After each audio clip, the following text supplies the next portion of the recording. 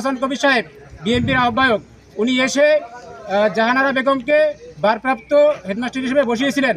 তখন তিনি বলেছিলেন যে এখানের স্থানীয় মুরব্বী যারা রয়েছে, যারা ছাত্র গার্ডিয়ান রয়েছে, তাদেরকে ডেকে পরবর্তীতে যদি কোনো কমিটি করা হয় এদেরকে অবশ্যই নিয়ে বসে আলোচনার মাধ্যমে আপনি একটা সুষ্ঠু সমাধান দিবেন।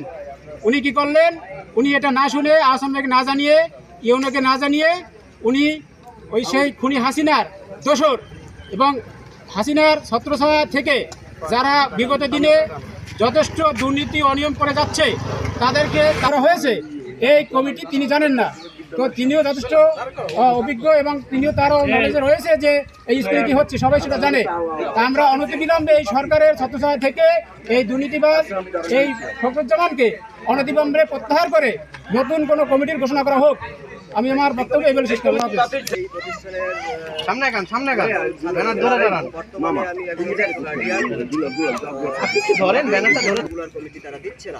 এই 7 থেকে 8 বার পর্যন্ত তারা এবং সেই স্কুলের দলদলিয়া স্কুলের মাস্টার কিছু সারা নির্বাচন দিতে পারবে না।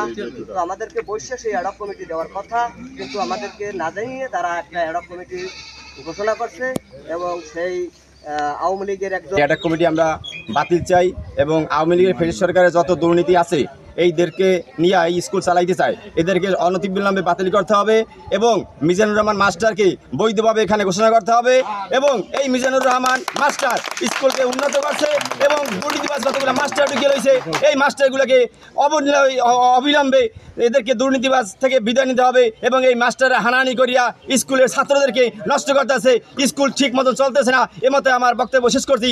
আল্লাহ হাফেজ। সেই অনুসারে একটা কমিটি হবে যেন পরবর্তী কোনো হানাহানি না হয়।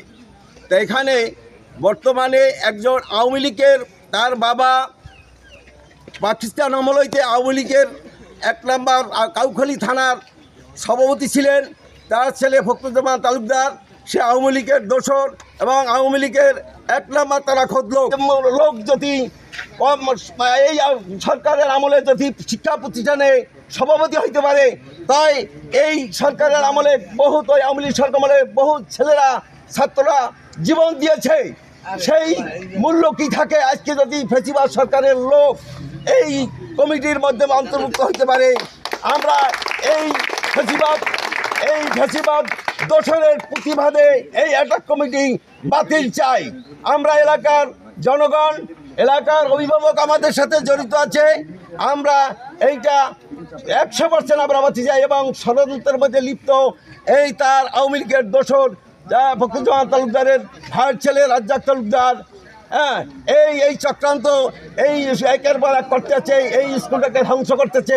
আমরা এটা চাই না, আমরা এই কমিটি বাতিল চাই, আমরা অনতিবিলম্বে এই কমিটি বাতিল চাই। আমাদের স্কুলে নইলে অনেক সমস্যা জটিলতা দেখা দেবে ভবিষ্যতে, স্কুলে কোনো লেখাপড়ার যথেষ্ট বিঘ্ন ঘটবে। অনতিবিলম্বে এই কমিটি আমরা বাতিল ঘোষণা চাই। আমরা এলাকার অভিভাবক এবং এলাকাবাসী আমরা সকলে আমাদের এই দাবি এবং ছাত্র গার্ডিয়ানকে নিয়ে পরবর্তীতে বাতিল করে নূতন কমিটি ঘোষণা করা হোক। ঠিক আছে।